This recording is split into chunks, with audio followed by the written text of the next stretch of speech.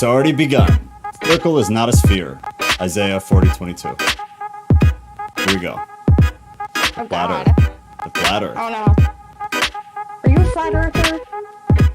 Angels live on Jupiter and Venus. I guess you'll find out, huh? You really won't, though. You know how I do this. I don't give my opinion. That's not why I'm here. We will discuss it, though. Angels live on Jupiter and Venus. That is new to me. I'd be interested to hear about that. I'm interested. I'm intrigued. Is that a flat Earth thing, Nick? Do people believe that angels live on other planets? Are planets even there if you believe the Earth is flat? Isn't it a cut-off dome that goes nowhere? I am an angel and I live on this round Earth. You damn right, Teal. What's up, my bad, missing Sunday? Oh, Danny. Danny. Yeah, I'll get that sent out to him, Danny. Either, like I said, today or Monday at the latest. Finally got that stain out of my carpet.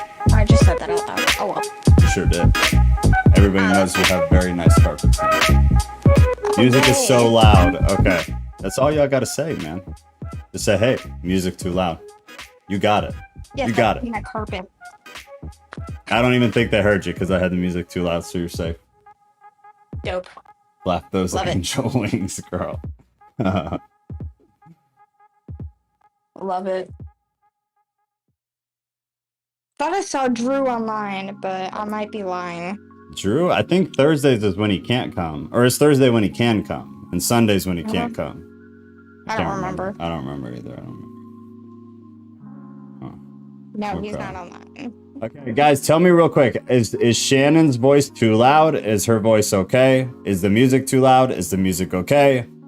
Let me know now before we go so that we don't have to play with it later. I'd rather not talk over you. I just don't want anything to be blasting people's ear out. That's facts. When the sky opens, you won't see outer space. You will see heaven. Enoch says the phoenix and angels are around and in the sun, riding chariots. Round is not a sphere.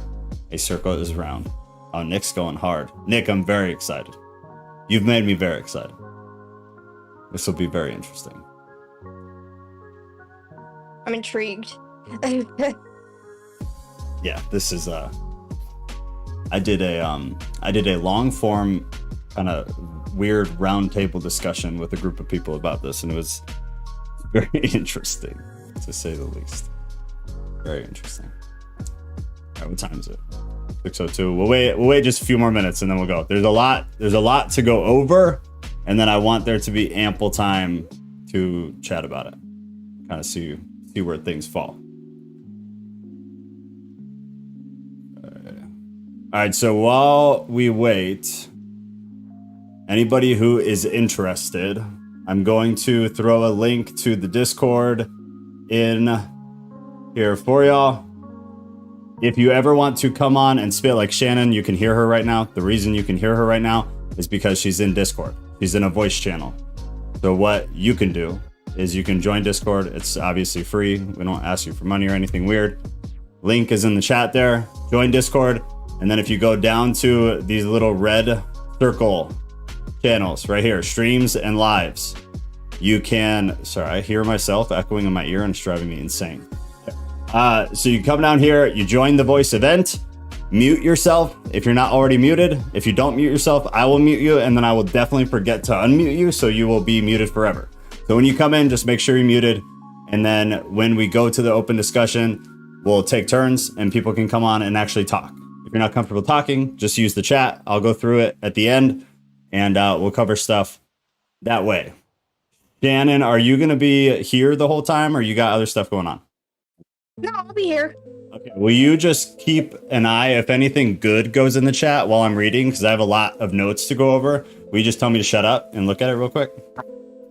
Okay. Sweet. I don't know how to mute you on YouTube, but I'll try my best. There's by the pause button, there's a volume thing and you can hit mute. Okay, cool. On YouTube, yeah. All right, cool. Thanks. Graves. Yeah, so anybody who wants to get in Discord or not in Discord, there's a link in the chat. Join there. And then if you want to actually talk during this, then go to the voice channel and you're good there. Otherwise, you know, there's a bunch of other stuff going on in Discord all the time. Just a good place to be. Then I think we are... Yeah, let's go. I want to burn through this so there's time. Okay. So first things first, real quick. Danny and Graves. Dude, Danny and Graves, you guys know each other? Or is this like a YouTube romance that's established here? I'm curious. Anyways, if you want to join Discord, go join Discord. Again, the link is in the chat right there. Recordings of all this, anytime we do it, if you go to the YouTube channel, you hit live. All of the past recordings of the Sunday Bible study, as well as these Thursday discussions, will all be in there.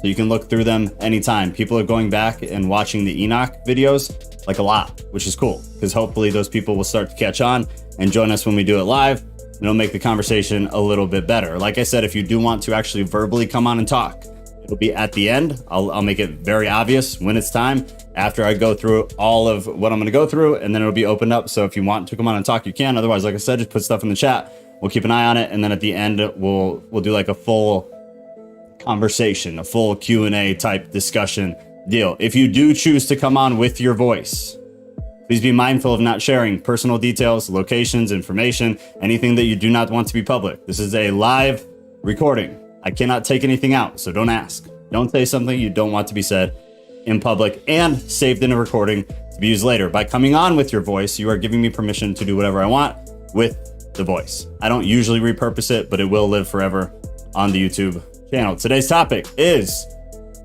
Flat Earth. Flat Earth specifically from a Christian perspective. However, we will dabble into some of the non-Christian conspiracy end because it relates to a degree, and I know it interests people. So we're going to go there. But essentially, what is the issue? The issue is the Earth flat or is the Earth not flat? Specifically, from a Christian perspective, and why. So if anybody has gone down the weird, in my opinion, awful rabbit holes on TikTok, let me be clear about this first, actually. I don't care if the Earth is flat or circular or a sphere. I don't care. It affects me zero. It affects theology zero. It affects salvific law zero. So it's something that I could not possibly care less about, which makes me a good mediator for this argument because I don't care. So we'll present, basically most of the notes are going to come from the angle of flat Earth is not true. My hope for that is that there's some flat earthers here, which it seems like Nick, who I've never seen before. I assume he is because he seems pretty into it, and that's exactly what I wanted. I'm very excited to hear from Nick. I don't care. Just I want that to be abundantly, obviously, extremely clear. I'm not saying I don't believe in flat Earth when I go through my notes, but I had to kind of pick a side to write from and pull from. So that's the side we're coming from because that's the most common side. So my hope is that people come in and they push back about anything they've learned about flat Earth, things that they feel are valid and should be spoken about. That is the goal.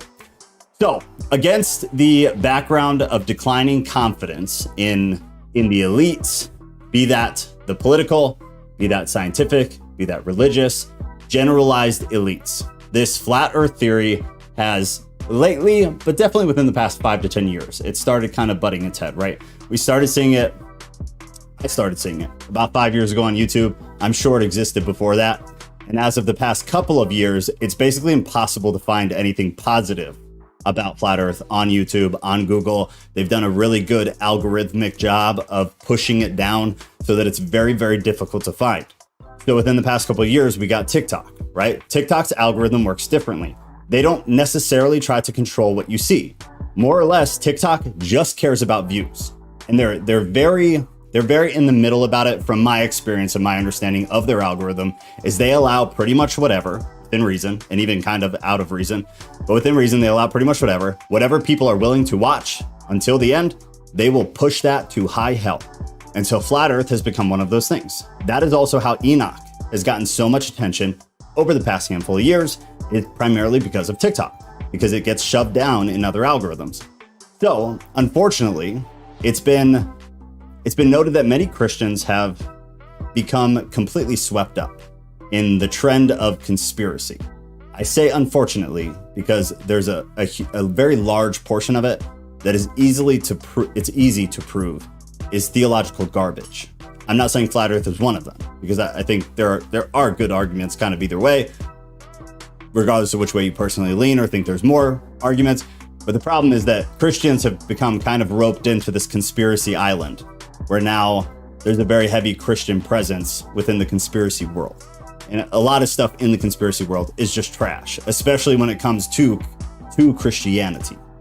We have all these weird ideas about the Bible now, all these weird ideas about Christian history that never really existed before. And now they do because of the way that TikTok's algorithm works. But these Christians have been swept up into the trend using what I would call very shaky theological arguments to make points.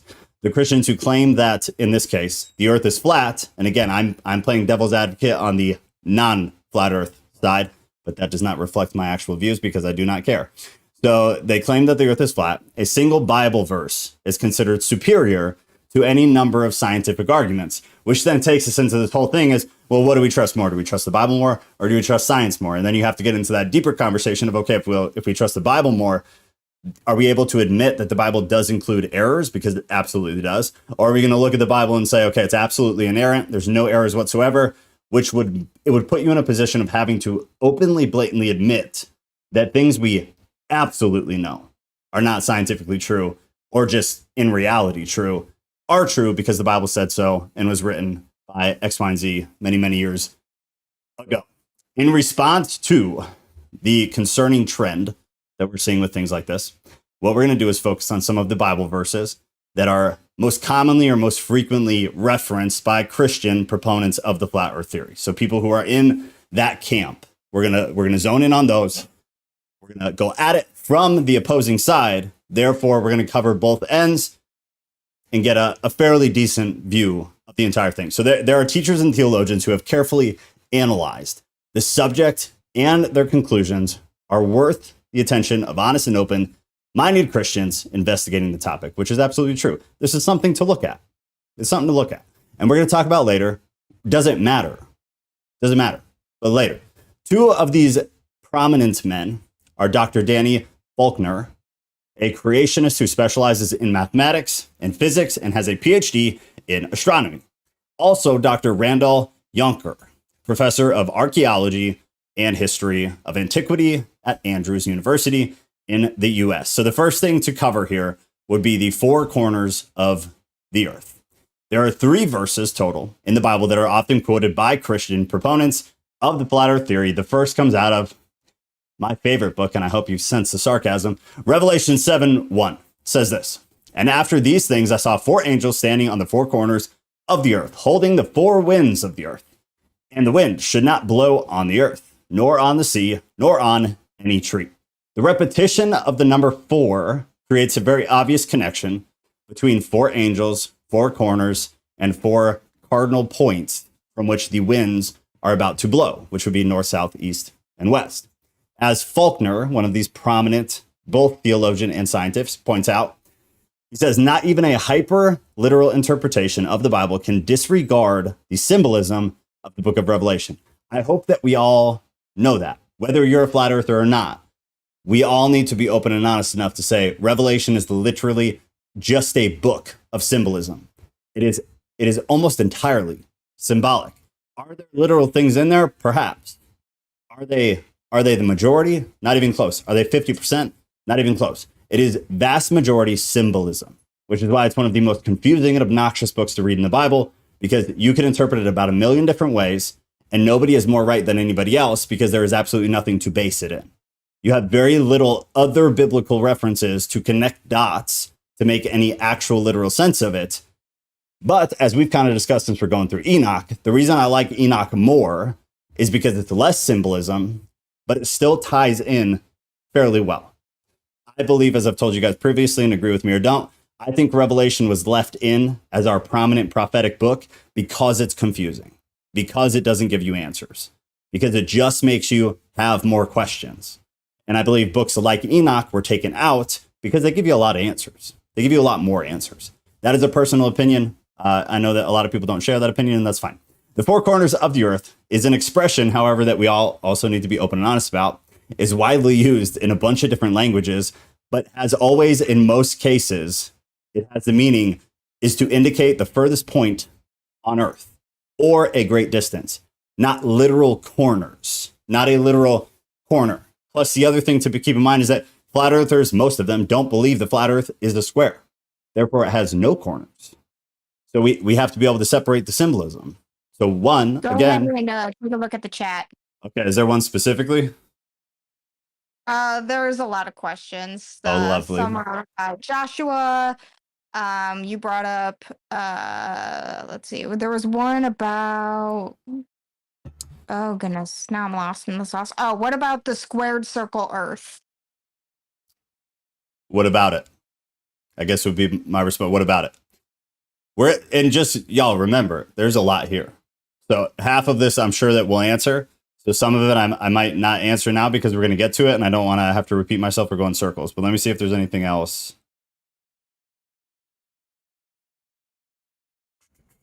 If the Bible is flawed, does that mean the Word of God is flawed? Meaning God is imperfect? Well, the Word of God is not God unless you take the poetic verse literally. We could do a whole thing on that, but I mean the Bible is flawed. Period. What you take from that can go a lot of different ways. But in my opinion, from a realistic worldview, it's absolutely flawed. They called things mammals that weren't mammals. We learned later they were. There's mistakes in them, and they're not all in bad nature. Some of them is just they didn't have information, but it's still a flaw. It's still something that is not correct. That's fair. I was just making sure, like, I was playing devil's advocate in case of for those viewers that are not Christians and are trying to either get into it or trying to learn from it. Just maybe a question that might have come up with them. That's a solid question. Yeah. That's a super common question for sure.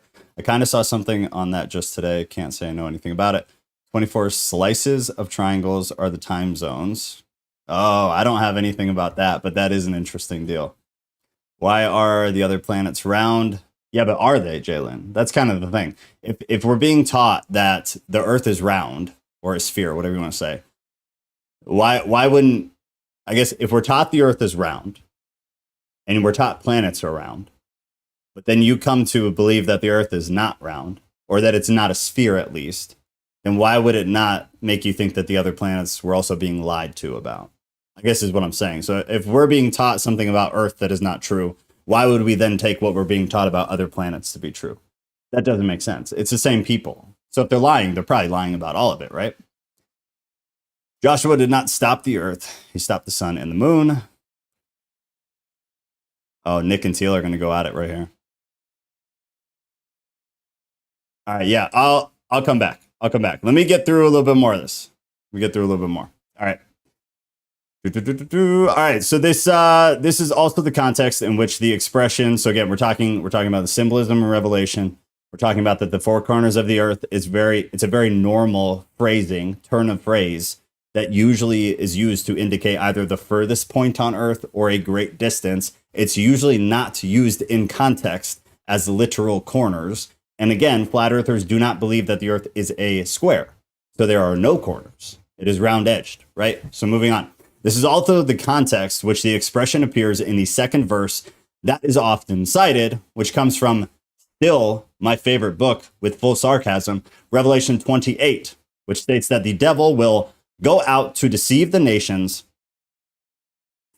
the four corners of the earth, Gog and Magog, and to gather them for battle, In number, they are like the sand on the seashore. So just another reference to the four corners. The fact that the same sentence also mentions the number of people in the four corners as being as numerous as the sand on the seashore supports what we would consider to be a non-literal understanding of the text, right?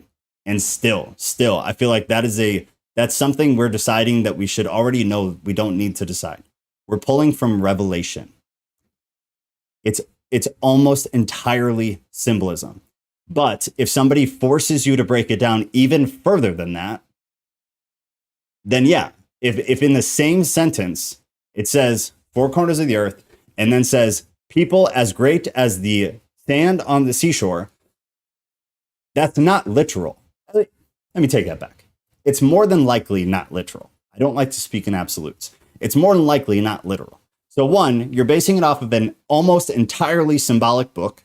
And then two, even within a shorter context, a single sentence, you have more symbolism.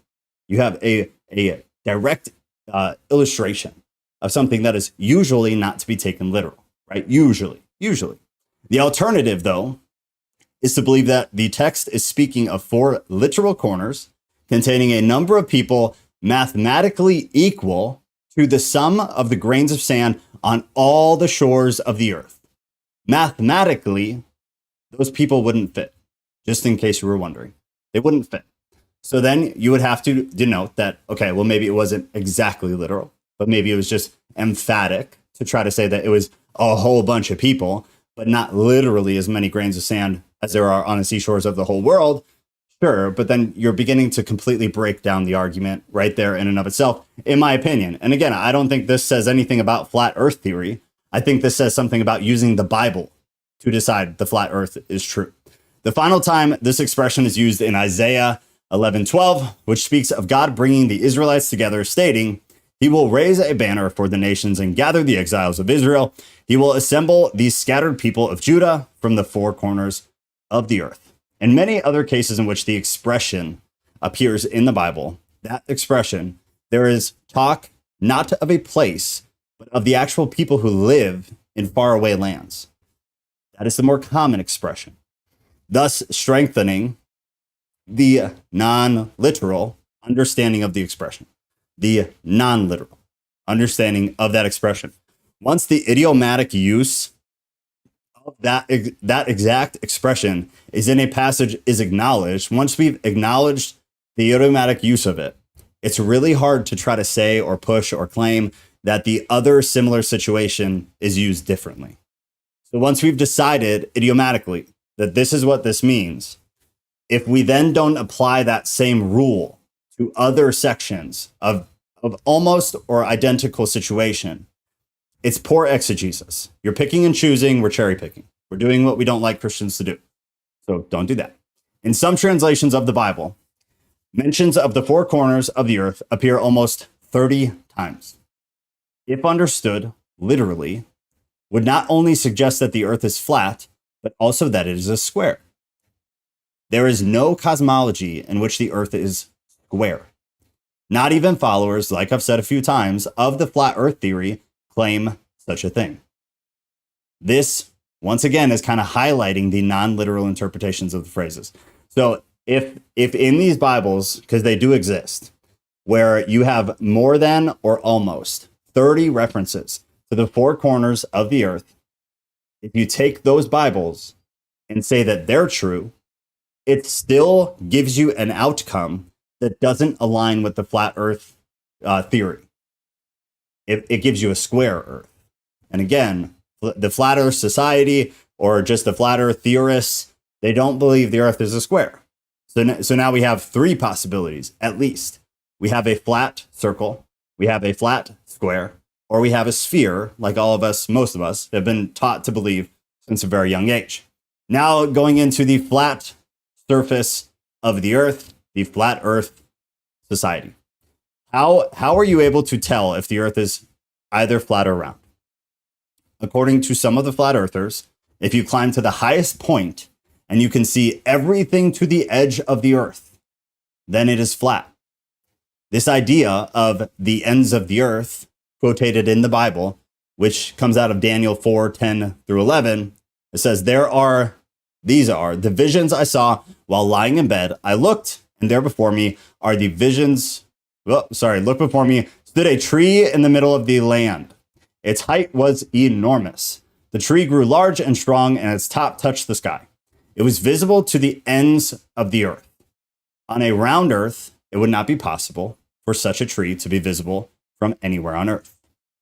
Does this Bible verse then say that the earth is flat?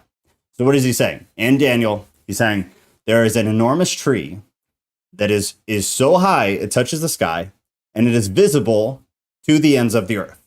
So the literal interpretation is that no matter where you are on earth, you can see this tree, and you can see that it goes all the way up to the sky. That's real high. The idea here is that if the earth is round, that wouldn't be possible, right? If you were on the other side of the earth, you would not be able to see the tree up here that extends to the sky.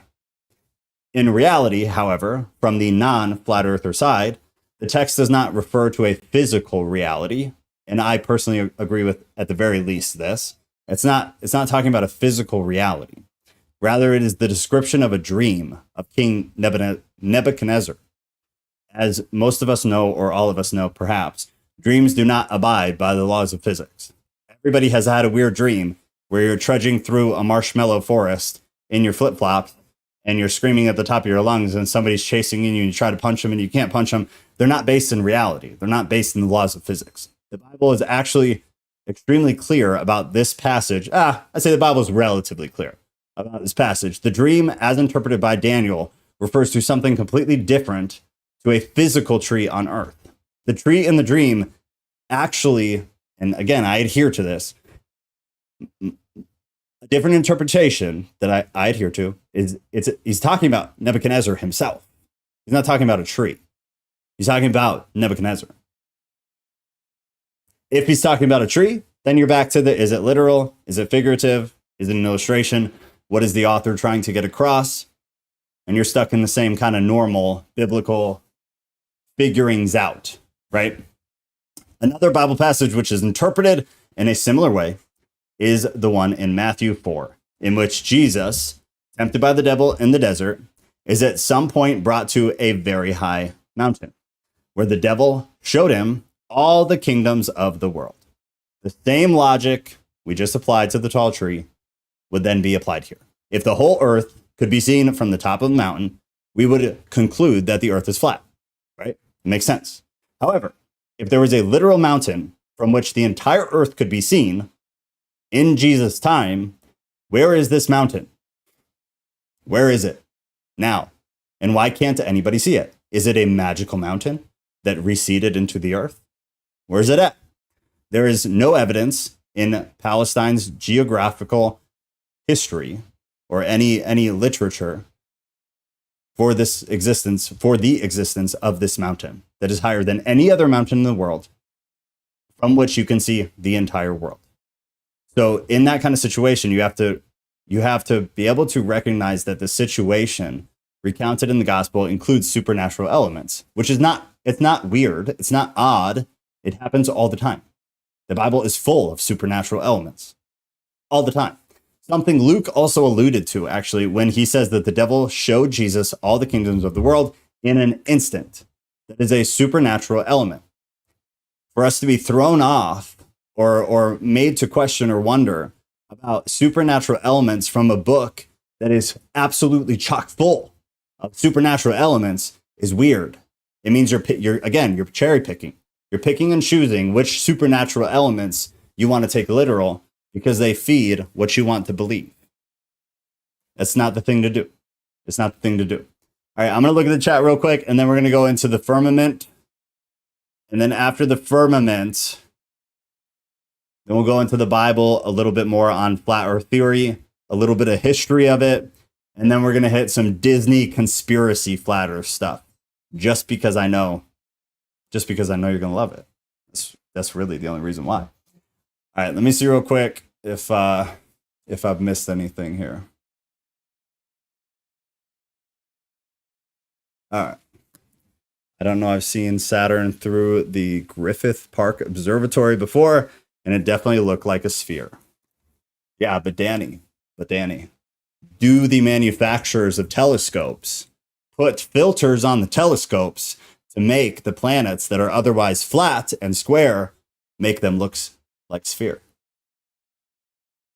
Do they, though? That would be my question to you. But when we see the planets through a telescope, they're all round. Why then would Earth not be round also? Teal, same question back to you. The government obviously puts a super filter on all telescopes manufactured anywhere in the world that makes square planets look round. It's the only thing that makes sense. I just can't fathom the firmament, but I believe we've at least have unmanned crafts in space. They could not get past the firmament considering its description. Unless the description is a supernatural description and not a literal description, not a supernatural, I'm sorry, an illustrative description rather than a literal description. And maybe we have no idea what the actual firmament is, what it consists of, right? Maybe we have no idea. NASA, modern astronomy is the new Tower of Babel. That honestly, I agree with to a point, Nick. I can't say I agree with most of what you said because honestly, a lot of it goes over my head because it's not my strong suit. Because like I said, I just don't really care. But I have zero faith in NASA. Zero. They've been caught lying way too many times. So, albeit not my strong suit, I've seen enough evidence that NASA's full of trash to at least be very open to questioning anything that comes from NASA, which means basically questioning anything about space, which I do. The boat theory, the further out to sea it goes, the less you see from the bottom up. Flat Earth, you'd see all of it until it got too dark, too far. Got it. That's an assumption. If it were a sphere, we would have footage of ships going under the Earth in an upside down perspective. The ghost says, damn, I'm late. Yeah, bro, you're late. This was not the one to be late to. What are plebs seeing through a telescope then? They are seeing from a flat perspective you assume is spherical. You made the ghosty gate. Ghost, it's good to see you, man. What's beyond the Arctic wall? Yes, that's something I am interested in.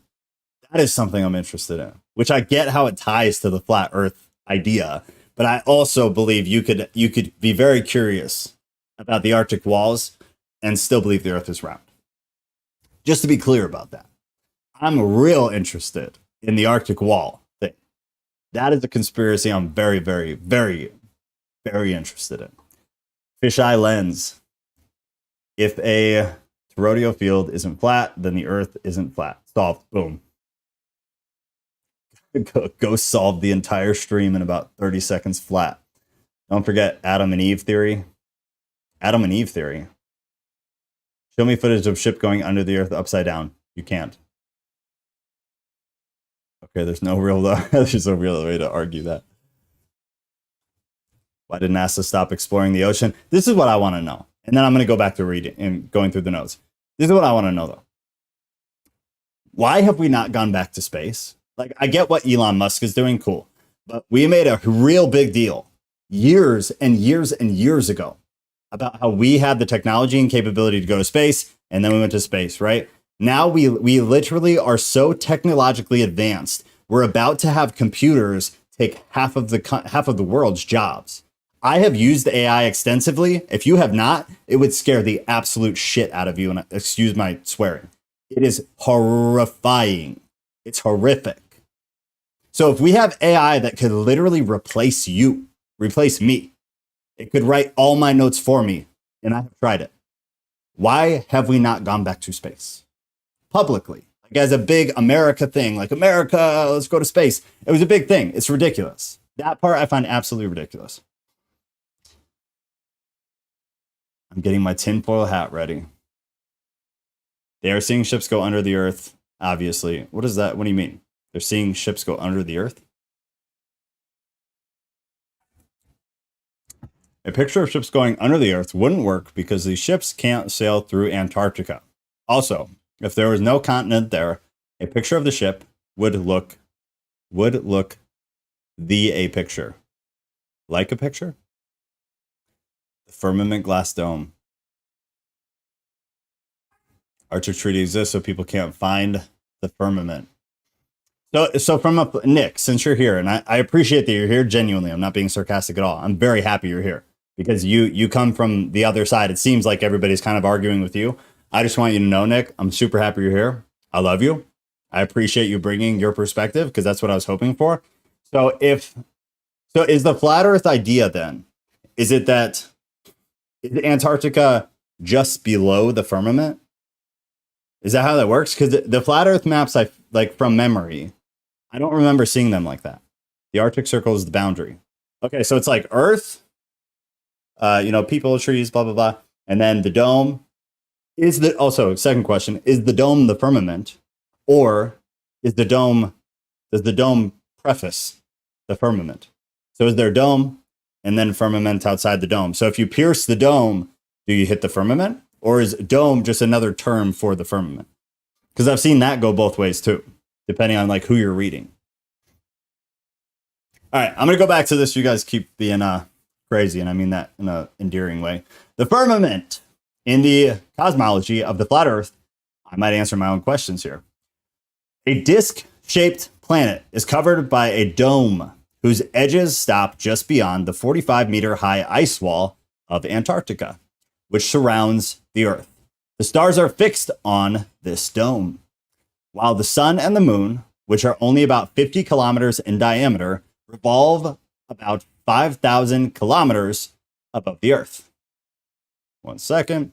All right, the idea of this dome is born in the intersection of three arguments. Professor Jonker explains one, rakya, which is the Hebrew word for sky, and you see that in Genesis 1, would somehow imply the need for a solid metal-like material.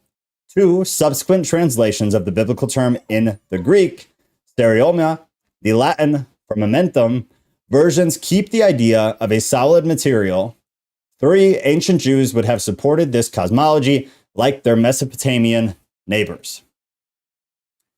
The three arguments starting from the second one. Most likely, rakuas, translated into Greek, and from there into Latin, so as to preserve the meaning of a solid object, because this meaning suited the cosmology of the Greeks, the scientists of the time. The Greeks were the scientists of the time. We must not ignore who made the translations. That's super important. And now we're going to talk about the Septuagint. Okay? The first version of the Septuagint, and if you don't know what it is, it's the Old Testament in Greek, were ordered by Philio. I'm going to try to say this right. You guys know I hate pronouncing words. Names, old names. Philadelphus. Best I got, y'all. It sounds like Snuffleupagus, the son of the founder of the Kingdom of Egypt, or the famous library in Alexandria. Starting in the 6th century BC, the Greeks based their distances on the models of the disc-shaped planet and were evolving to the sphere model, not half spheres or domes, full sphere. Therefore, the idea that the Earth was contained in one or more solid spheres was common in the academic environment in Alexandria when the Septuagint was translated, and quote, is undoubtedly the main factor rather than etymology in translators choosing the word stereomato, translate rakia, Professor Jonker says. So what is this saying, in case some of that was confusing to you? It's basically just like things like the King James, Bibles were translated in a biased manner. That's the easiest, most plain and blunt way to say it. Bibles were translated in a did I say Bible? Yeah, Bibles were translated in a biased manner, meaning King James liked certain things. Therefore, he put those things in there. Who translated the Septuagint liked certain things. Therefore, he put things in there. The Septuagint is much less like King James. It was more of what were the beliefs of the time? What did academics believe during that time? And what were the popular understandings of things during that time? And therefore, they translate based on what makes the most sense for what they believe to be true. And then a little bit of bias, because we're human. It's always there. It's always present. Regarding the first argument, it must be mentioned that the Hebrew, the verb raka, which is a derivative of the noun rakia, points to the actions of the making something thin by stretching it and has no intrinsic meaning, which would make someone think about a form or a material. I'm going to read that again. We're talking about the firmament. We're talking about the first argument. It needs to be mentioned that in Hebrew, the verb raka, which is derivative of the noun rakia, points to the actions of making something thin by stretching it and has no intrinsic meaning, which would make someone think about a form or material, for instance, metal. Rakias, used as a verb for objects like tent, clothes, and other fabrics, for which the idea of stretching actually does make sense. Dr. Faulkner explains that this is why modern theologians have concluded that rakia must be translated sky, a vast expanse of space that includes not only the sun and moon, but also the moon's atmosphere in which birds fly. Since Genesis 1:14 and 1:20 both use the same word, rakia, to refer to two different situations. which is true if you do a word study. It refers to two totally different situations. The third argument, according to which ancient Jews would have had the same cosmology as their Mesopotamian neighbors, namely that the earth is flat and covered by a solid dome, is twice wrong from the non-flat earth perspective. First of all, this argument is not wrong because, is wrong from their view, because Mesopotamians, although they supported the flat earth theory, had never referenced in any of their literature a dome. This incorrect idea was introduced in the 1850s by Hormuzd Rassam and used by other historians who at the time were trying to sketch the landscape of ancient cosmologies.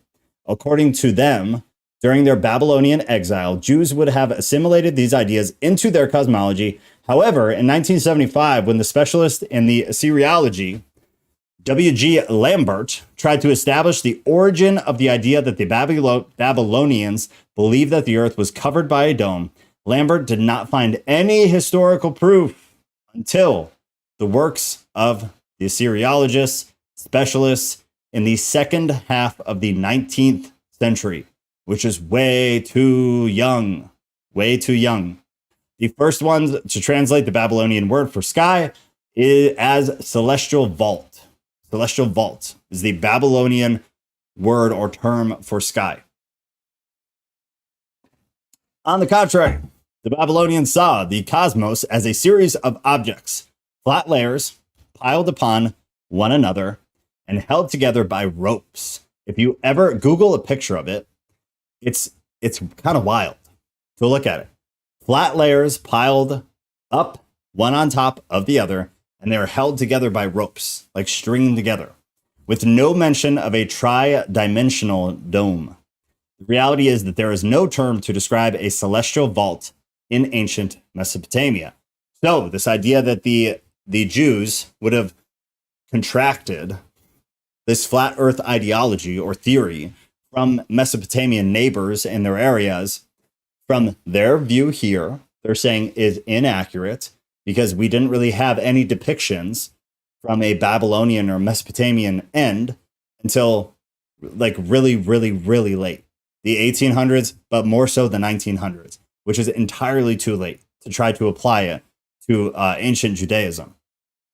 The second error here is to assume without valid argument, is to assume without valid historical arguments that we know what kind of cosmology ancient Jews used at all. The oldest Jewish writings on this topic date from the medieval period and reflect the cosmology of that time, namely geocentrism, Faulkner says. Therefore, at the time the Greek translation of the Old Testament, which again, if you don't know, is the Septuagint, was written, we can at most only assume what the Hellenized Jews in the diaspora believed, since many of them lived in Alexandria, which is where the Septuagint was put together, Egypt, one of the educational and cultural centers of the Greek world. They most likely assimilated the translation rakia with stereoma, not, however, the meaning only introduced in the 1850s. The 1850s. That's so young. So young when we're trying to consider or look at ideologies from a Septuagint view, from an Old Testament view. What did they think back then? Is it valid now? What do we take? What do we leave? The 1800s and the 1900s is very, very, very young. But the meaning understood by the Greeks of that time, a spherical earth contained in solid spheres. All right, let me burn through this real quick. So there's a little bit here on the Bible of the Bible on the flat earth theory and a quick history. And again, some of this I agree with, some of it I don't, but it does kind of, it captures the full view of what we're talking about. Perhaps the final argument from the flat earth camp is that up until 500 years ago, the church supported the model of a flat earth, as many still do today. Again, for the most part, this is wrong. As we will see shortly, the church never claimed that the earth is flat, but supported the theory of geocentrism, which says that the earth stands still and the moon, stars, and sun revolve around it. placing humans at the center of creation. This generated the conflict between the heliocentrist Galileo, and the church. So where did this long-standing false idea of a conflict between Christianity and science on this point come from? It comes from an attempt to discredit the Bible at the end of the 19th century. Again, so says Faulkner. If you are familiar with the Flammarion engraving, which is a very well-known illustration of the flat earth, it's got the dome covering it, you might believe it because it looks good. It originates from the medieval period. That's what you're told. But there are people who say it actually just dates to the 1880s, which would align with where just some people believe much of the rest of this ideology came from. The big belief is that most of this really came to fruition in the late 1800s into the 19th century. Such illustrations of a religious or scientific origin are almost non-existent in the medieval period, because during the medieval ages, almost nobody believed the earth was flat, not even the church leaders. So says this side of the camp. Therefore, if the proponents of the flat earth theory are geocentrists, it is important to know that from a historical point of view, the converse is not true. And just understand, geocentrist, it's a very different thing than flat earth. It's not the same thing. A possible explanation for the geocentric model remaining as the preferred model for such a long time, although the Greeks developed almost in parallel geocentric and heliocentric cosmological models, is that the terminology of the time is not advanced enough to provide evidence in favor of the heliocentric model. For observers in that time, the sun and planets seem to revolve around a stationary Earth, which is true. If you go through history, that is what a lot of people believed, is that we were the center of the universe. Shocking, people being selfish. We're the center of the universe. Everything else revolves around us, right? It's not a hard thing to believe that that's what we thought. It kind of makes sense with the way that we are. Without an external reference point, any observer might draw a similar conclusion today. It's reasonable. For instance, a passenger in a moving train or carriage might believe that the train on the next line is the one that actually started moving. The idea that the heliocentric theory had supporters everywhere except in the church is completely false from this side of the camp. Copernicus dedicated his famous work on heliocentrism to Pope Paul II. Just as false is the assumption that the church rejected heliocentrism based only on biblical arguments. The church, both Catholics and Protestants, rejected the theory of heliocentrism because it was contrary to the science of the time and did not offer comprehensive and satisfactory answers. The geocentric model had dominated the world for more than 1,500 years and made sense to most people, according to what could be observed prior to the invention of the telescope, as the Greeks, before them, neither Copernicus nor Galileo managed to solve the severe flaws in the heliocentric model due to the lack of a more advanced technology. Super interesting. Why problems still existed on an empirical level, however, their calculation models for determining the position of the planets were advanced. Unfortunately, the limitations of direct observation at the time prevented these beliefs from becoming scientific consensus. Therefore, 60 years after Copernicus had published his theory, got any glasses, only 10 other authors with supportive works had emerged. Let's see if this is worth it. Yeah, it would have been a big leap of faith for the church to give up geocentrism when not even the scientific word had reached a positive consensus. Let us remember that it was a period in which the individual interpretation of Scripture was a delicate subject for the Catholic Church. Keep that in mind. Again, just like reading the Bible, when you're trying to decipher some kind of historical thing, you have to put yourself back in the shoes of the people of the time. So during this period that we're talking about right now, you have to remember that it was a period in which this idea of individual interpretation of the scriptures was a real touchy thing, right? Because for the Catholic Church, which had just gone through the Protestant Reformation, so individual interpretation of scripture was like a real hot topic. That's a hot button topic at the moment. So you got to look through it at that lens. This is why when it hit the theological arena, the debate of Galileo's ideas ended the way they did. Meanwhile, technology proved Galileo right, and geocentric systems have been, for the most part, completely forgotten about. Only much later did the Catholic Church admit its guilt in one of the more infamous incidents in history.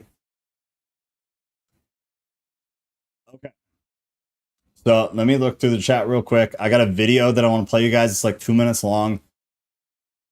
And then we'll go back in.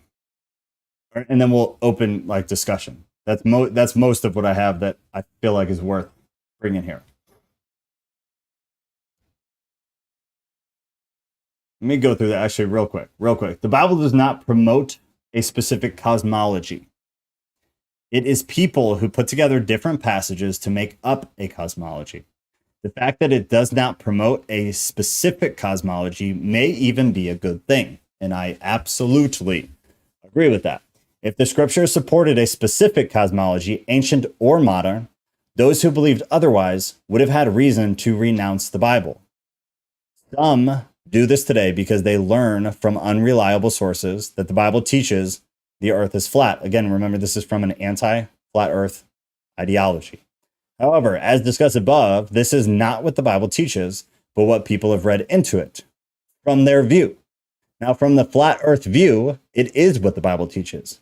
And if you're sitting there and you're like, okay, well, everything we read tonight sounds legit, therefore, that's what I believe, then, yeah, I mean, you're wrong. Just, you might be right about the earth, but you're wrong in the way you're addressing an issue. Either way, you need to understand why people believe what they believe, even if you disagree with them. From a flat earth perspective, they're taking the Bible very literally. There are plenty of groups of Christians who are not flat earthers who still take the Bible insanely literally. And granted, in my opinion, it causes tons of problems because the Bible is just historically and as a matter of fact is not a literal book. It's not. None of them are. You could argue some of the majority of the Gospels, pastoral epistles, these types of things in the New Testament, there's embellishment. Still, there's references to measurements that are just not true. There's things that it's not reality. It's not reality. But move into the Old Testament, you have a lot of symbolism. In New Testament, again, go to Revelation. It's all symbolism. It's all symbolism. So I think there's an issue with taking the Bible too literally, but there's an equal issue with not taking anything in the Bible literally, because then it's just a fairy tale, right? And that is the tightrope walk that Christians are stuck on, which is, like, granted, that's why Christianity, if you're anybody who even uses their brain at half mass, is hard. Because it's usually people who are easily brainwashed, great Christians. People who are super logical and analytical, usually bad Christians. That's kind of the way it is. Now you get those people in the middle, which I believe most of you are people in the middle where you have logic, you have ration, you have reason, and that's why you have a million questions. You're working constantly to try to make sense of the Bible. What is symbology? What is not? What is an illustration? What is not? What is literal and what is not? And this whole issue of flat earth is really no different, man. It's really no different. But just understand, whether you believe it's flat or whether you don't, understand why the people who do believe it's the opposite of your belief, why they're there. And they're allowed to be there. Even if you think it's silly, they're allowed to be there. All right, here's a quick question. I got this rifling through some Reddit posts on flat earth. It was a response. They were talking about just the validity of the flat earth. And then I'm going to hop in the chat here in a second. Just bear with me. It says this: I would agree that it's pretty clear that the common Hebrew or Jewish worldview included a flat earth model, as example presented in the book of Jonah. On the other hand, and this is my question to you guys too, does it matter? Are there any serious theological implications with regards to a flat earth in contrast to a spherical earth?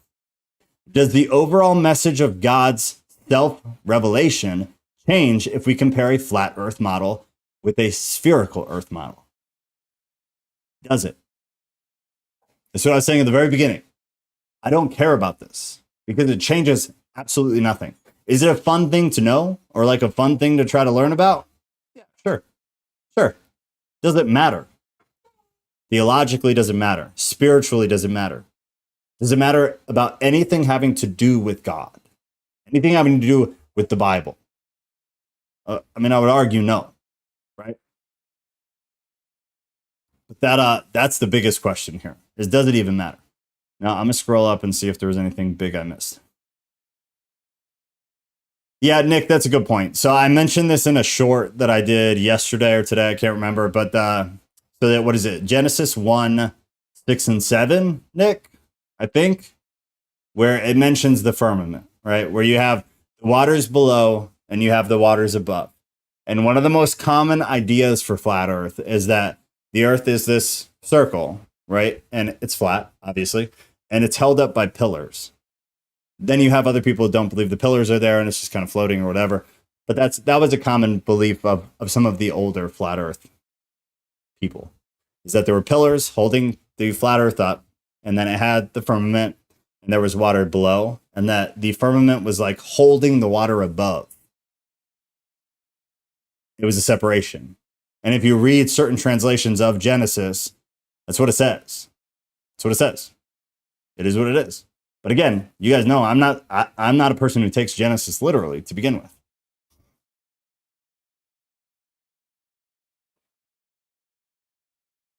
Waters can translate to currents. Think about the similarities between water and electrical language. Waves, current, torrent. That's an interesting note, man. Ghost is an academic. I'm a big fan. NASA is a front. I mean, it probably is. I laugh because it's true. Waters means waters. Oh, that's pretty simplistic. I think waters means more than waters. Genesis mentions waters above earth and waters below. Yes. I'm almost sure it's Genesis 1, 6, and 7. I still like the giant turtle holding up. Yes, dude, I'm so glad you said that. That's my favorite thing ever, is the turtle earth. It's a real big turtle, and he's got the earth on his back. And he's just carrying the earth around. I'm so glad you said that, because when I figured out we were doing this as the topic, that was the first thing I thought of. Zoom out, bro. Above and below is referring to fractals. The fractal theory. That is true. The underwater springs opened up and it rained. The ancients didn't write or speak as literally as we moderns do. It's all metaphor. That doesn't mean it's fake. It means they describe things differently than we do. And I agree with this, and you guys know I talk about this all the time. It's all metaphor. It's all metaphor. But the minute we say that, we have a lot of things we got to figure out. You got a lot of work to do. The minute you're able to admit that the Bible is full of non-literal metaphor, it kind of crashes down a lot of stories, a lot of embellishments, a lot of things like that. I love people realizing that. What I don't love is then when they're not able to admit other parts of the Bible that are absolutely metaphors. Well, I have to hop off. Oh, Teal, love you. Have a great night. What size is an atom-sized bit of an item relative to us? If you hold 5 items and give 5 away, how many would be left? Can that be divided? How does that relate? What are you trying to get at?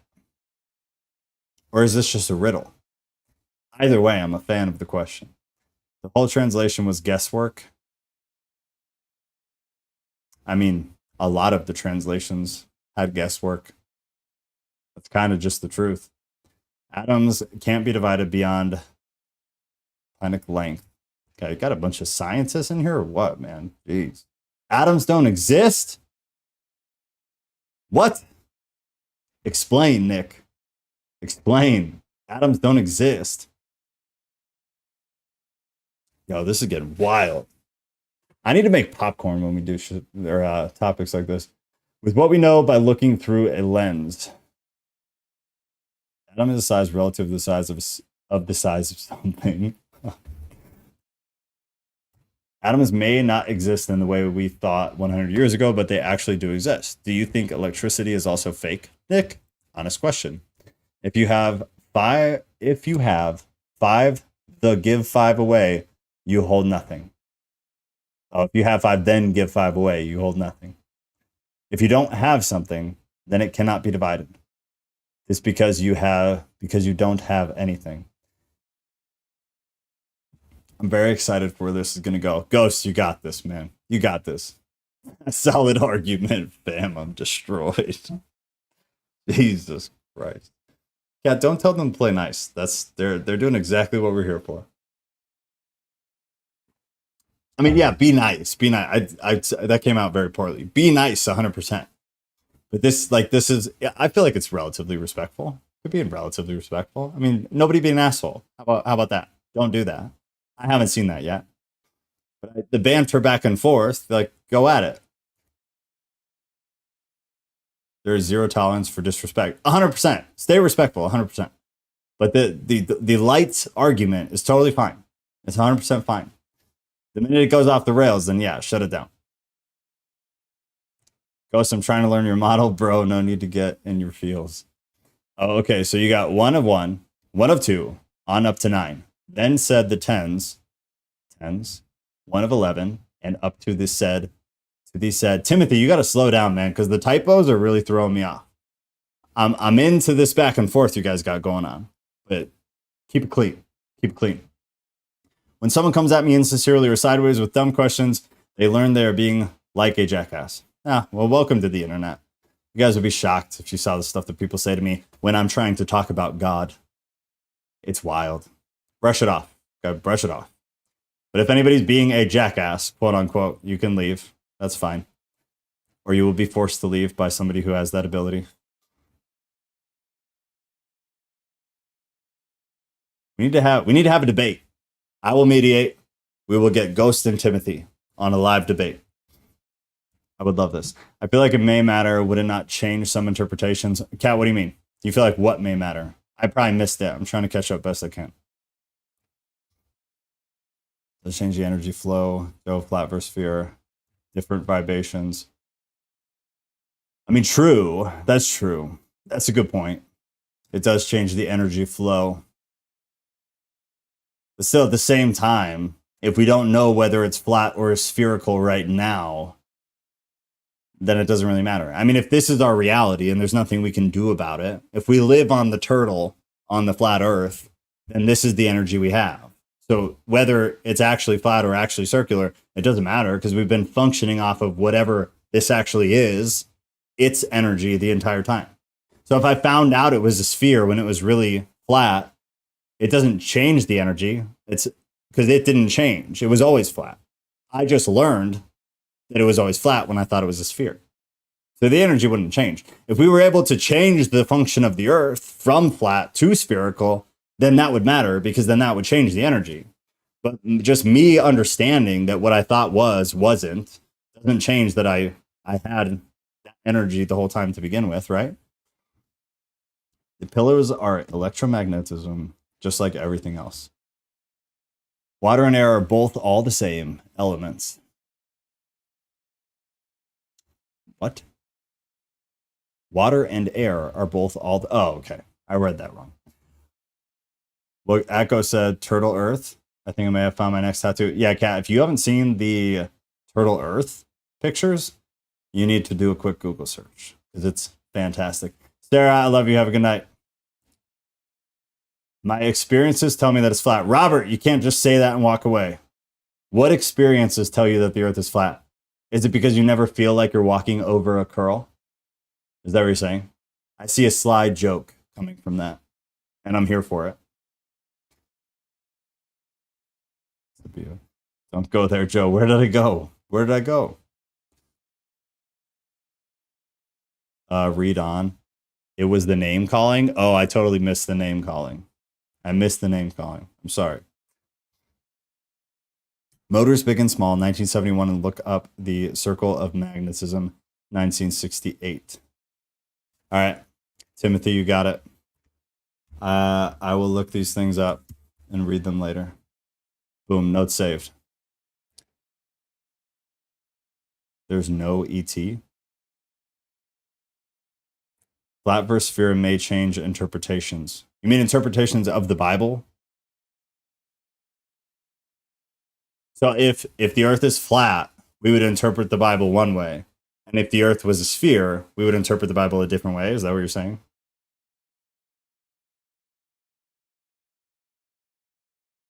The energy always radiates in a torus shape, like a donut or oblong sphere. That wouldn't work on a flat surface. That's an interesting thought too, actually. That's why this is all interesting to me, because it's not something I ever care to like dedicate time to. That's an interesting idea. Is that, yeah, I mean, that's true about energy, right? I'm going to be quiet and only with you all and everyone. Much love. Yeah, have a good night, man. Sorry you guys had a spat there.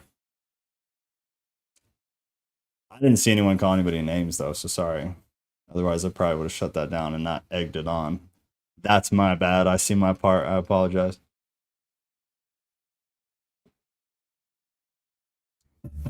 Yes. Yes, but not in every single way, I don't think. Why would that matter? So if the earth was flat, why would I interpret the Bible one way? And if the earth was a sphere, why would I interpret the Bible a different way? Like, are there any fundamental theological or historical things, fundamental, essential, that would change based on the shape of the planet? I'm trying to think. It's not a rhetorical question. Does anybody have any thoughts about that? So if the earth was flat, would that change how we interpret the Bible? On essentials, I don't care about non-essentials. On essential things, on fundamental things. Versus if the earth is a sphere, would that change how we interpret the Bible? Fundamentally and essentially?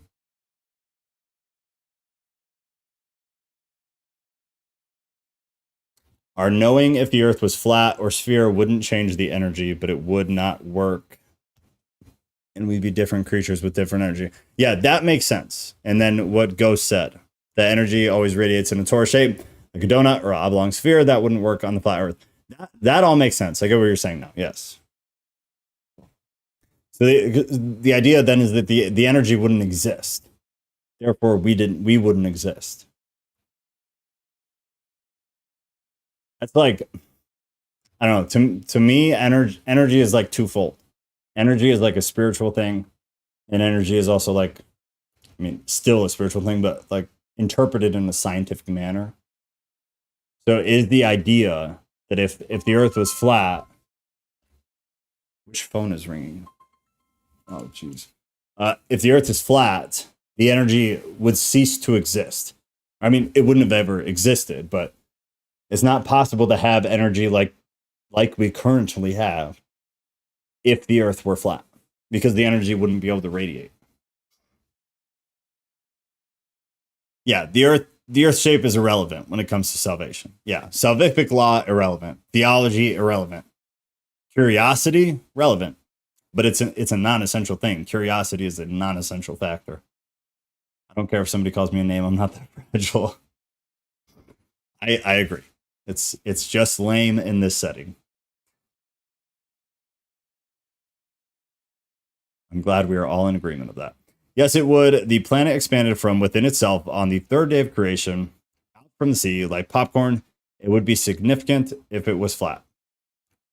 So Gordon takes Genesis literally. So that's a good example. That's a good example. You have plenty of people who are they're just going to interpret the Bible literally. They're not going to see the metaphor. They're not going to see the symbolism. They're not going to see the illustrative nature of it. And that's fine. Because the reality is, how the earth came to be in that comment changes nothing essential. It changes nothing salvific. The only time you get into trouble in Genesis specifically, but it's kind of past the creation story, it's going into the creative nature of people, is it does have this possibility of affecting original sin, which is kind of an essential thing in the Christian faith, right? If you don't take the origin story of Adam and Eve, in theory, literally, you have an issue with the topic of original sin.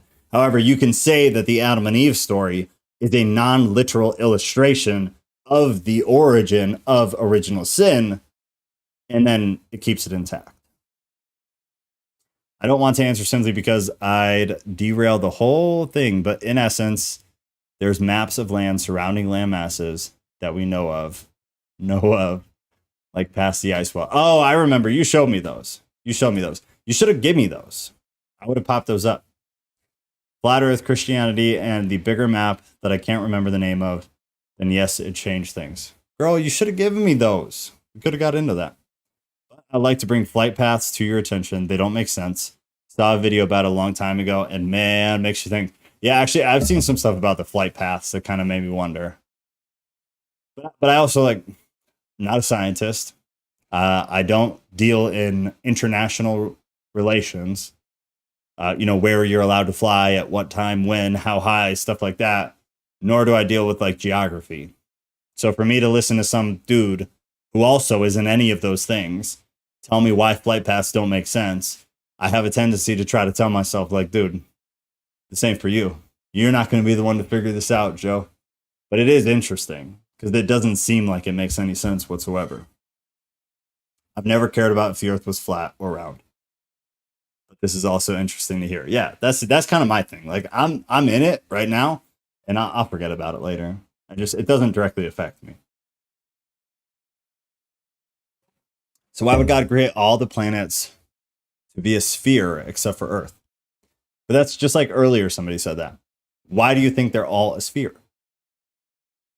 I feel like flat earthers, I don't know this, I feel like they either think planets don't exist and it's like a simulation, or they believe that the planets we're being lied to about too, and they're also flat. And again, I could be totally wrong about that. That's what I remember hearing and reading. But actually, I forgot. I have a video, y'all. So I'm going to play this video for you guys. Now we're going totally into conspiracy land, okay?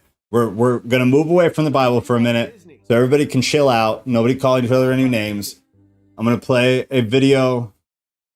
I'm saying right now, straight up, I do not subscribe to what I'm about to show you. I am not showing you this as me co-signing for the information, for the person, for what they're telling you. This is just an interesting thing. It just coincided with what we were talking about, and it's kind of fun. Okay? Okay. I'm going to turn this up a little bit. You guys tell me if it's way too loud, okay? So I was thinking about Disney. Uh-oh. Is that way too loud or is that good? Well, there it is. There it is. Ghost. I know.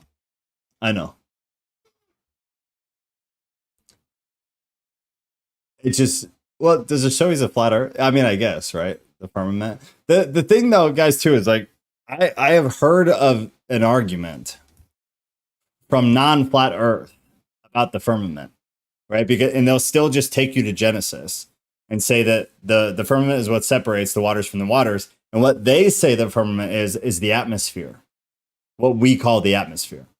And what they believe is that outside of the atmosphere is not zero gravity space, where if you throw something up there, it just starts to flow. They believe that there are waters outside of that, which is kind of terrifying to me personally. This idea that our entire world is surrounded by a thin layer of something, but the firmament, that if it were to get breached, we would just get crushed by water. Like a fish tank inside of a fish tank. It's a kind of horrifying thought. So I don't know if it shows you the flat earther, but I think part of me thinks he's like kidding. It just seems like a stretch. To me personally, it seems like a stretch. Because sometimes it straight up just looks like a shooting star. But then some of these other videos I've seen are like, they're more convincing. I get it. It's more convincing. Still don't take it that serious though. What did I see? I saw Jalen say something. Jalen said something very honest and self-reflective, and I liked it a lot. The only reason I care is because I really like space. Call me stubborn, but I like to believe being there is possible. I like that because it's honest. It's honest. Please don't ever change, Jalen. Stay honest. That's such a good way to be. Realize your flaws. Like, I'm stubborn, and so I want this because of that. That's the first step in being able to, like, honestly and academically go into something. You have to be able to think that and know that about yourself. Not to question it, or else it's silly. That alone makes me curious, yeah. The UN symbol is of a flat Earth. Yeah, that is kind of an odd thing, too. What's the weird thing with NASA? Doesn't NASA have, like, something, not in their, like, planet symbol, but, oh, God, what was it, man? NASA's got something real weird, too. Like, some kind of symbology that is just, like, it's as if they're, like, trying to feed the conspiracies. Or maybe it wasn't NASA. Maybe it was somebody else. You missed the first comment? What was the first comment? Girl, I'm doing the best I can to keep up, okay? I will go up, don't worry. Flat Earth Christianity, I read that. But I like to bring flight paths. Girl, I read all your comments, Kat. Telescopes came into existence pre-flat Earth theory. The planet don't look like spheres nor circles. They look like blinking dots. I mean, that's fair. But they're at a great distance, right? That's the idea, at least. Funny how we have been conditioned to imagine the worst insult is to say someone is dumb as a flat earther. Yeah, see, that I don't like. That I don't like. I don't think I buy the flat earth thing. Again, I don't really care because it affects nothing for me spiritually. It affects nothing for me emotionally. It affects nothing for me physically because I've been living this long and haven't been affected.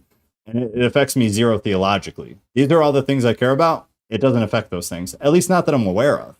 So if I'm not even aware of it, then it's not affecting it that much.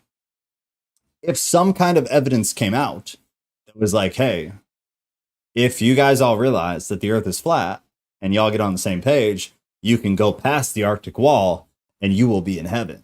Then I'll be like, oh, okay, well, now I care. So now let's figure this out. I'd be much more invested. Until then, I just don't care. But I agree that it's funny how we've been conditioned to imagine the worst insult to say to somebody is that you're dumb as a flat earther. Like, who cares, dude? Let flat earthers believe what they want to believe. Who cares? Have a nice discussion with them, but don't argue with them. Who cares, dude? Who cares? Let them have it. Let them have it. Argue with people about things that are absolute, like salvific law. Argue with them about biblical essentials. Don't argue with them about the four corners of the earth being an illustration or being a dramatic thing. Don't do that. It's not worth it. It's not worth it. Don't argue about non-essentials. That is why Christianity sucks. In simple terms, people arguing about non-essential things in the Bible is why Christianity is a crap religion, is why it's garbage. And it's so broken and it's so torn into a million different pieces is because all of us were like, well, it says four corners. Well, now let's split the church because we can't agree on this. Who cares? Who cares?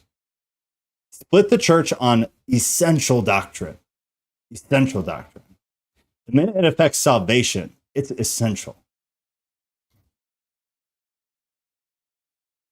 We weren't calling anyone dumb. Flat Earther calling us names. Well, he subscribed, so he's probably going to be back. Timothy.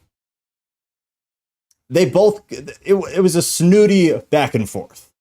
Ghost did a good job of saying chill. He did his thing. He stayed fairly academic. He just went back and forth. I didn't see any name calling, so whatever that reference is, I don't get it because I didn't see that.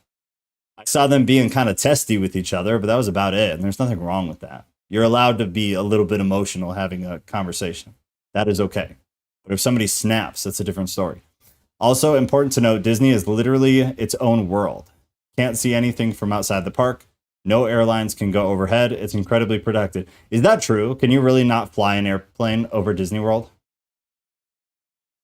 Like, is that something we have verified? Because I've heard that, but I don't care that I've heard it. I want it to be verified. I want the FDA flight pass. Yep, couldn't have enough fuel to go to the moon proper thrust land on moon nor launch again, and especially launch again. Okay, here's the thing. And then I'm going to get going here in like 10 minutes. Here is my hot take, because I've been pretty non-conspiratorial so far. I feel like I've done a very good job of not going into my conspiratorial views. Here's the thing, though. I don't believe we've gone to space. I just don't. I think they're totally lying. And then you hear all these stories about people finding the astronauts like later in life. And then NASA has these stories about like, oh no, it just happens that 30% of the few people that went to the moon, they have twins, yo. They have twins. It's not, we didn't lie. They have twins. I just don't, man. I don't believe we went to the moon. I don't. If we were to be breached, we'd burn to a crisp. Yeah, that's the idea, right? The atmosphere is what saves us from that hot ass sun. What saves us? The UN logo is a red herring. They're trolling. It's 5D chess, bro. No, but isn't there something though? Hold on. Unless I came across just a total troll thing and was like, oh, that's interesting. You're probably right. Honestly, I'm more inclined to believe you, Ghost. I'm looking. I feel like there was something they had, but I think it's just like, would it be that out of line for you to like artistically depict the Earth in a flat way, like a blueprint? It's like people, I sketch blueprints for construction. That's part of now, again, it's part of my job. It was my job for years though. It's flat. The buildings are not flat. It's an artistic depiction of the building. So would it be that out of line for like a big corporation or the UN, even whether it's true or not, because Ghost is saying it's a troll, but whether it's true or not, would it be that out of line for them to depict the Earth, the United Earth, which is what the United Nations is supposed to be promoting, in a flat thing rather than showing it as like a literal sphere? I wouldn't think it's that weird. We do it all the time for buildings. Nobody thinks it's weird then. The known planet is a very small part of the actual Earth. Whoa, what? The known planet is a very small part of the actual Earth. The powers we know are one power fighting other known verses. Gordon, please expand. I would like to know more about the known planet being a very small part of the actual Earth. I would also like to know more about the powers we know are one power fighting other known verses. I'm intrigued. Please explain. I agree with Radiation Belt, but still like to believe we have technology to get past for short periods. I just want Elon to take us to Mars, and I want Dogecoin to be the currency of Mars. That's all I really care about. Maybe positive. Brother. I hope Tim comes back. He has some good points. Just didn't like them being called a jackass. Fair. Oh, was the jackass the word, the bad thing? I mean, I think Ghost has thick enough skin to be called a jackass. I'm glad Ghost has thick enough skin to be called a jackass. I think we get past it when we die. That's interesting. So do you think we physically leave the Earth then, Ghost? You don't think it's a spiritual thing?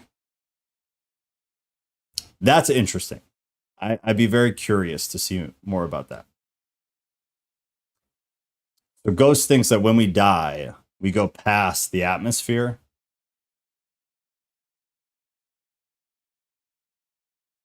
Born Floridian. Base take.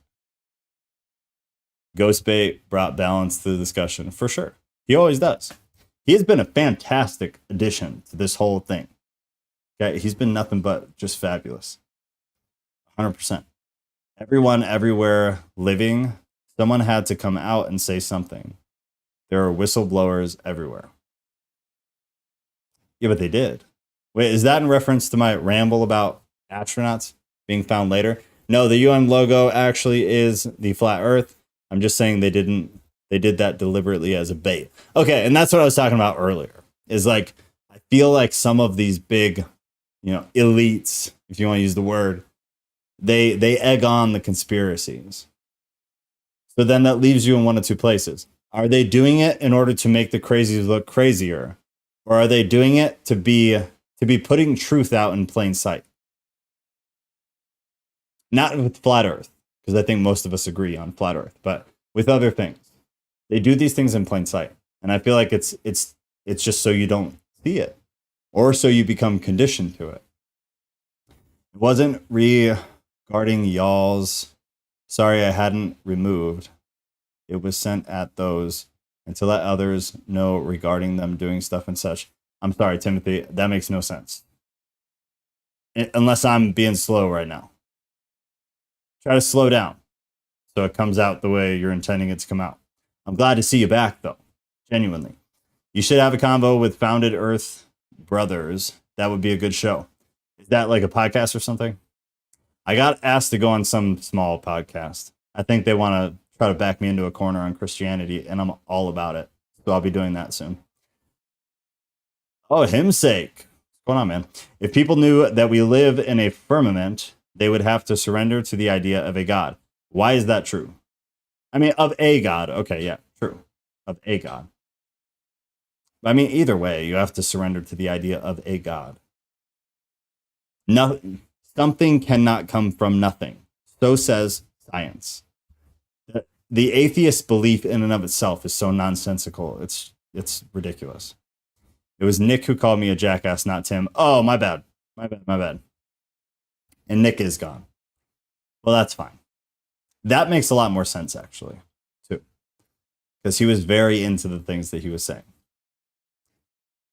No, it's spiritual. I think we go to the core, which generates the field we travel on upon death. So let me push back on that, Ghost, because here I have very different views of spirituality. So to me, spirituality is an entirely different thing on an entirely different plane. So, which is always very hard to explain. But once you die, I believe your spirit leaves your body, whatever that looks like, but it goes somewhere that you could not conceive because it's not a part of this plane of reality, right? So like, I don't believe it goes to the core. I don't believe it goes past the atmosphere. I don't believe the soul is anywhere here anymore. I believe once you die, there's a separation of you and this world as a whole, and your soul, your spirit, it goes completely somewhere else. So like our plane of reality, when you're alive, you're here too. And then once you die, you go to a different plane of reality. And you're no longer on the earth, near the earth, in the atmosphere. There's no longer oxygen. There's no nothing. You're somewhere entirely different, where there are things or energies that you could never conceive as a human because we've never experienced them as a human. Tim, I'm glad you're here. Sorry, I was mistaken, but Nick had good points as well.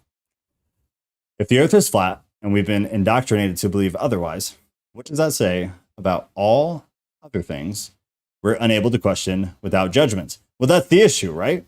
That's the issue. Let's say flat earthers are absolutely cuckoo, which I'm not saying, but let's say they are. Let's say they're absolutely crazy. It makes it hard then if we start to question something else that seems just as crazy, but is absolutely true. It makes it difficult. It's a dilemma of sorts. Operation Fishbowl, stress testing the dome. You don't imagine you'd ground out like a lightning bolt? No. If that was in reference to my explanation of what happens when you die, no, I don't. I think you immediately become removed from this world, from this reality, is a better way to phrase it. I believe your spirit lives in a different reality. It's the cloud we are saved on, awaiting our new body, just my take. Yeah, which is it's not an uncommon take for sure. I totally understand. I have a very uncommon take. I get that I'm very much outside of the normal Christianity fields. He means greater earth and our known is inside a crater filled with seawater. I and others do have words regarding everything in this and everything else. Okay. All right. No way there is a Tesla floating in space. Oh, here we go. Anyone who believes that will never need a colonoscopy because they already have a great view of what's up there. Dang. Brutal. So you think Elon Musk is a liar. It's unfortunate. It's unfortunate. I'm hoping he takes us to Mars if Mars exists. I do. All maps are derived from flat angle measurements to Polaris with a sextant. It's all described in celestial navigation documents. Okay, I'm being quiet. I'm just going to listen while y'all's and everyone, with y'all's and everybody. What's on everybody out there? God bless. Timothy, I don't know why you got to be quiet. I have a hard time understanding what you're saying. And maybe that's just me. Maybe everybody else is like tracking right along with you. And maybe I am just not understanding. That would not surprise me at all. I'm not sure I believe that about the Tesla. Jalen, you don't think there's a Tesla in space? Come on, guys, let's be real. There is definitely a Tesla in space. You leave Krishna's dream. I think the universe has a node network where a node exists on every scale. Nodes would be atomic nuclei, pineal glands, planet cores, stars. I get that. I do. I just have a hard time thinking spirituality is like that simplistic, or that spirituality relates that much to our current world. Like those are the nodes, atomic nuclei, pineal glands, planet cores, stars, galactic black holes. These are all things we can already conceive because we've developed technology or done the research to be able to understand them with our brain, right? With our mind. Yes, Kip is up here with me. I have a really hard time believing that the spiritual world has anything that even could possibly resemble things that we have already conceived. Because to me, that seems way too small. Like that makes spirituality small. That makes God, to me, seem very small. It doesn't make sense to me. I get it. I get it. And I get that I'm one of a very small minority of people that don't, subscribe to that or similar beliefs. But I can't. It doesn't make sense to me. It's not called the Great Deception for nothing. That's true. Jesus returns bodily, hence he must have set up a mechanism to re-upload us into physical bodies. Jesus saves literally. I mean, true, but it's still in a box. You're still putting it in a box, in my opinion. I agree to a point, but those are still boxes of things that are conceivable. I'm way somewhere else. I don't think anything is conceivable. I think what Jesus does doesn't really bear any weight of reflection on what we are capable or able to do, either before or after death, because the idea from a Christian perspective is that Jesus was God. So why would we have the ability to do things that Jesus was able to do? I have a hard time with that. That'd be totally cool, though. Yeah, it'd be real sweet if there was a Tesla in space. I don't think I believe there's one up there either, though. I believe there's a Dodge Nova in space. Hell yes. A 1970s Dodge Nova. Did they even make them back then? The horizon is not Earth's curve. Then what is the horizon? The Bible describes the moon and the sun as separate lights. So what? The sky will roll back like a scroll. Scrolls unroll flat. The devil took Jesus to a high hill where they could see all the kingdoms of the world. Sounds kind of flat. We went over those. You must not have been here for them. We talked about the high mountain. Where's the high mountain? Dumb cat. Where we went with that was if there was a mountain that you could see all kingdoms from, where is the mountain? There is no mountain where you're able to visibly see everything. That was a very simplistic answer, right? Light energy is just light energy. It's not spiritual. Sure. So, you gonna introduce him or keep him hidden like he's not the cutest dude around here? Kip, come here. Come here, bud. Come here, bud. Come up on this chair. Come here. Please don't make this difficult. Get up on the chair. Cat, can you come put him on the chair? What about the pilots that take videos and it does show a curve? Are they all purposely making it up?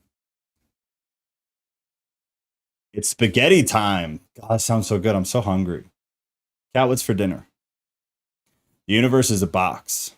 Ein Sof, the Father, is outside of that box. Chevy made Novas. Yeah, but the Nova was out in the 70s. Oh, because did you say Dodge Nova? Yeah. Yeah, don't be offended, Ghost. She's a car freak. She loves cars more than she loves me or any of the animals in the house. And now I'm afraid she's going to walk in behind me and I'm not going to notice. The continental overlaps. If they are separate lights, this means that the moon isn't reflecting the sun's light. Yeah, so we go back to the same issue we had earlier. If the Bible tells you that the sun and the moon are separate lights, why do you want to take that literally? Why is that statement literal when I would argue, I mean, close to 50% of the Bible is not literal. I'd say it's on the lower end, so more like 30 to 50, but a large portion of the Bible is not literal. So why and where and with what justification do you choose to take certain statements in the Bible as literal? That's the actual question. Whether they're two separate lights is almost beside the point. Why do you want to take that as a literal statement? Is my question, Robert. Your horizon is a limitation of your vision, your eye zone. Yeah. It's the idea, right? Wait, I just looked it up, Kat. It was Dodge. You are fake news. No way. It was Chevy Nova. It was totally Chevy Nova. Did they both make a Nova? Chevy Nova. Did Dodge make a Nova too? No, it is Chevy Nova. It's a Chevy Nova, bro. I don't know what Google you're using, but Google is lying to you.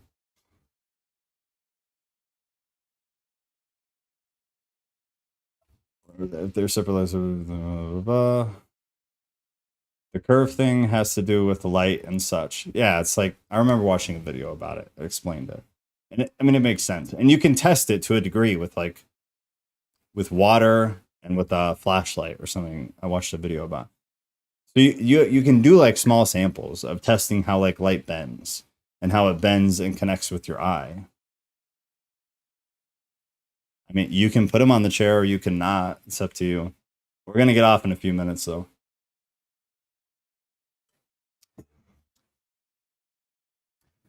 But we could probably find more with opposing views. Who do we believe? What do you mean, Jalen? Did I miss something? I don't see anything above that. What about the pilots that take videos? Oh, about the pilots? You could find more with the opposing view? Who's trying about Ghost is arguing with you. He just doesn't know who he's arguing with about cars. So put him down softly. Put him down softly. That's all I ask. Because he's a very nice fellow. Nova in Planet of the Apes was hot. Wow, that's a good question because it seems obvious. But the terminology, you can't say self-evident. What is that evidence? The literal stuff is the things that aren't analogies. Yes, but the problem is what is an analogy is what is not an analogy. There is a massive sect of scholarly theological individuals who take Genesis as absolutely not literal. But if you were to go out and interview 100 pastors who are teaching the humans out in society, they more of them than not, by a great number, would tell you that Genesis is literal. So it's to say it's self-evident would be crazy because there's no consensus among scholarship. The smartest individuals on the planet in terms of biblical studies, linguistic studies, and theological studies, they don't agree. So I don't think any individual like us, I went to seminary and I would never put myself in the category of people that would ever say anything in the Bible is self-evident. Almost nothing is self-evident.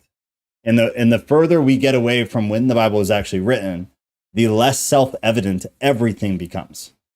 Because our entire world keeps changing and getting so much further away and harder to interpret and harder to understand. and harder to go in their shoes and have any idea what the hell they were talking about. It makes it super, super difficult. But Genesis is just an example. Is it literal? Is it an analogy, an illustration, a figurative? Is it a story that is meant to help us understand what happened, but none of it actually happened that way? It's hard. Most of the population believes Genesis happened exactly how it happened. I think that's a pretty wild belief, personally.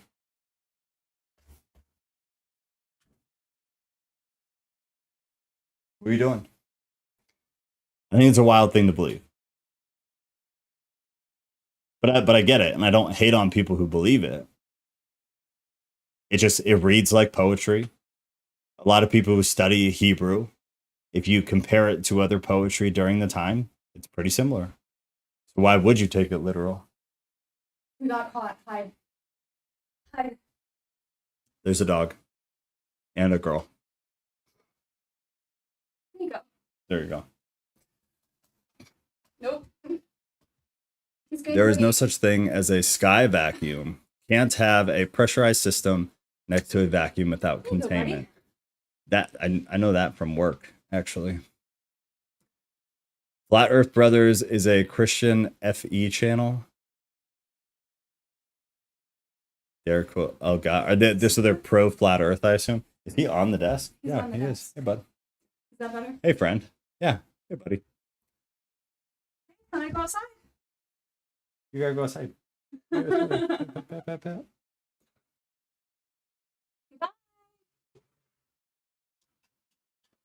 The planet expanded from within itself, proving creation in the Bible is only possible. What? Proving creation int P Bible is only possible thing. Disproving everything contrary. Gordon, can you rephrase that? Because I got lost in the middle when the typos came in. His own words. I will personally respond with my face on camera. Yeah, you sure did. How do you get to popcorn? We know the science as to why and why it progressed as it did. People are obsessed with space. That should be a red flag.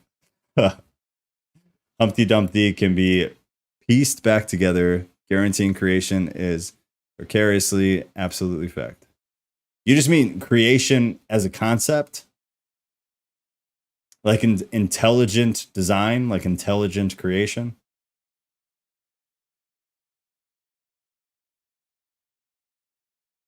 I always forget there's a lag. So by the time I see stuff, it's like a minute later.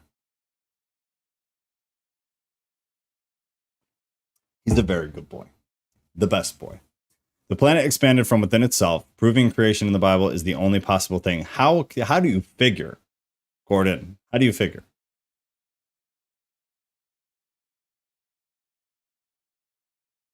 The story of Genesis? I could think of a 1,000 different stories similar to Genesis that, by what you're saying, would still apply.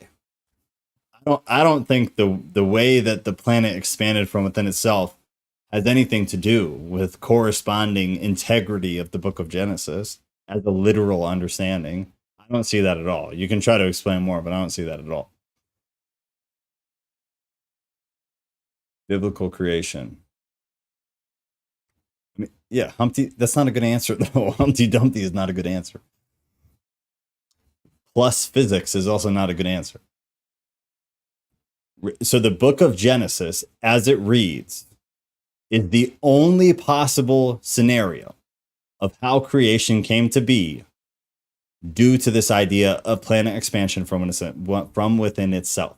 That makes no sense. None. I saw the moon landings on TV. Yes, I am old.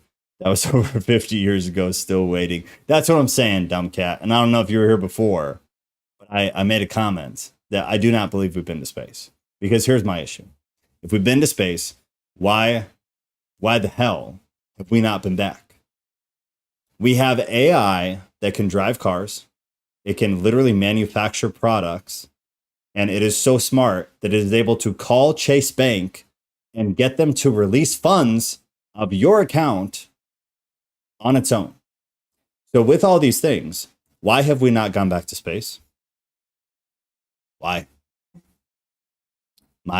It's one conspiracy that I do buy into. I do not think we've gone to space. I really just don't. I watched the Challenger, not that old. I'll leave a comment in the video. Okay, yeah, do that. Send me what you're looking at. But I'll tell you, man, Genesis being literal or not literal is probably one of the topics I've spent more time on in my life, both pre and post seminary, than anything else. Just because it interested me. And I feel very confident with where I stand. But I'm always open to new information. So if you throw something just astronomically out of left field at me, I will be absolutely honest and tell you if it sways me at all. Wright brothers flew in 1908. By 1939, the first transatlantic flight happened. That's only 36 years later. It's been over 50 years since we went to the moon, quote unquote, and we have gone nowhere. That's exactly right. That is precisely my issue. I do not believe we've gone to the moon. I just don't. I think it's trash. I think it's trash. Because we've been too busy spying on our own people with satellites. I mean, true, but the government is capable of multitasking. I feel like they could send us to the moon and invade our personal privacy in an illegal manner with no problem. But that's just me. That's just me. We're going to start winding down because I am very hungry. So I'm going to start working my way towards shoving some food in my face. The official reason they say we didn't go back to space is because we lost the papers. Yeah, that, and they said we don't have the technology. Like, dude, what? We don't have the technology. So we had it in what, the 80s or whatever? It was like the 80s, right? I don't know. I don't care. So I apologize. Some of you space happy people, I'm sorry if I said the wrong, but I think it's the 80s. But I really don't know. But either way, we had the technology back then. But now we just don't have the technology. We don't have it. Elon Musk is building roads underground in Nevada, but we don't have the technology. Gonna peace out, y'all. Drop some stuff in the Discord when I get some time. Yes, please do. You are the man, Ghost. It was very lovely having you this evening. Hopefully see you Sunday. Such a lame excuse that NASA came up with. It's not even an excuse. Like it's not even a good pandering. Like, at least pander to the American. Thanks, Cat. 60s. So we had the technology in the 60s. We don't have the technology in 2023. Shout out to JFK. I've been following the flat Earth debate for 8 years. Many of the best FE channels and videos have been intentionally buried. I was talking about that. Yes. So I talked about that at the beginning. So you weren't here. You missed a lot. But that was part of my preface, is that you have all of the big social media companies like YouTube, Meta, Facebook, that whole side of things, including Google, who obviously owns YouTube. I was saying that like 5 years ago and beyond, it was super easy to find flat Earth content from the perspective of positivity. People who believed in flat Earth. It was really easy to find. Super easy to find. Then as of like 5 years ago to 3 years ago, it became impossible to find. So the algorithms absolutely bury it. They absolutely bury it. Even on Google, it's impossible to find anything, man. It's impossible to find. It all gets buried. And so I had said, like, if you want to find out about flat Earth now, you have to go to TikTok, because their algorithms function solely based on what will people watch. We do not care how damaging it is. We do not care if it goes against the government. We do not care if it's highly religious. We don't care. We want watches. We want clicks. We want people to watch it till the end. That is all that TikTok cares about, which is good. But at the same time, it's why TikTok is a freaking shit show. Excuse my language. It's absolutely atrocious because there's no boundaries. There's no limits. So you have all of this crazy cuckoo land religious stuff on TikTok that's just absolutely insane. Shannon, I love you. Have a good night. Floof, Jules, enjoy your spaghetti.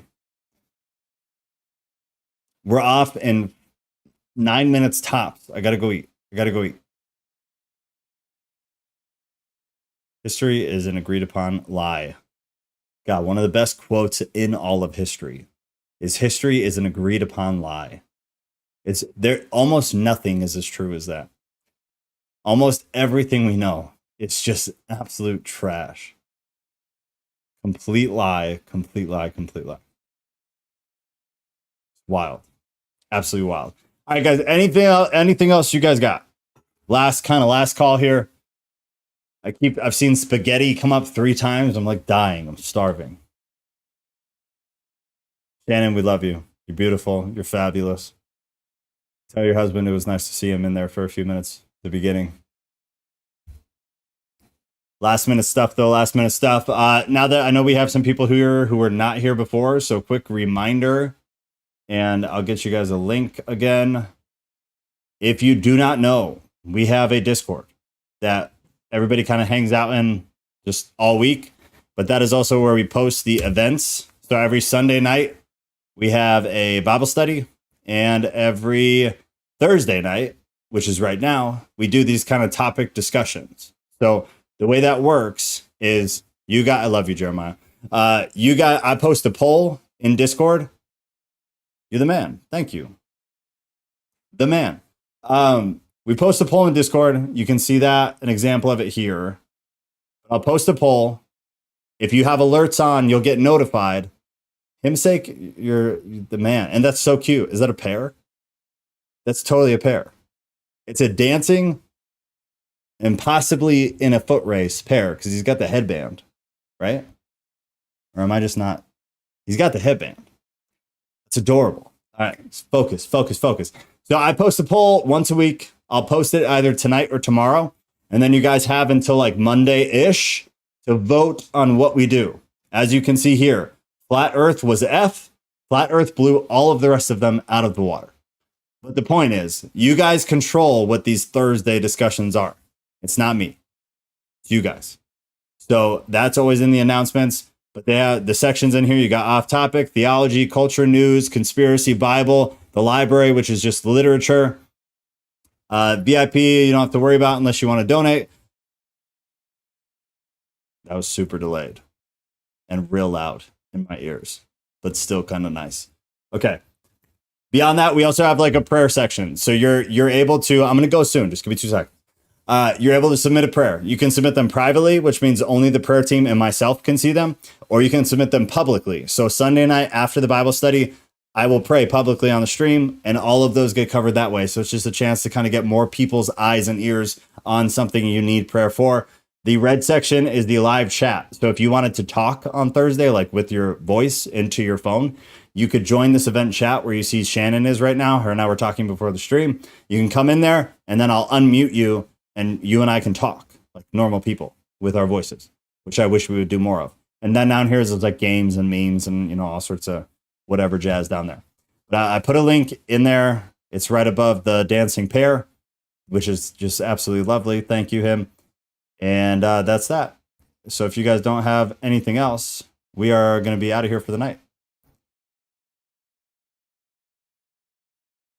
Beautiful. All right. I love you guys. Everybody have a great night.